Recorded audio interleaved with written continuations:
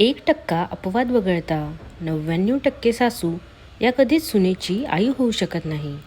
स्वतःच्या मुलीशी जशी वागते तशी सुनेशी का वागू शकत नाही? जी सासू स्वतःच्या सुनेशी आईसारखी वागत नाही, ती मात्र स्वतःच्या मुलीच्या सासूबाबत तिची सासू आईसारखी असावी अशी अपेक्षा का बाळगते? जेव्हा सून म्हणून एक कुणाची तरी मुलगी नव्या घरात येते, तेव्हा घरातील सासूचेच मुख्य कर्तव्य असते तिला आपलेसे करणे. जर प्रत्येक गोष्टीत ती सून आणि मुलगी असा दुजाभाव करत असेल, तर मग तिने तरी सुनेकडून मुलीसारखी अपेक्षा का करावी? हा प्रश्न कसा सुटेल? सुनेत आणि मुलीत नेहमी भेदभाव का केला जातो?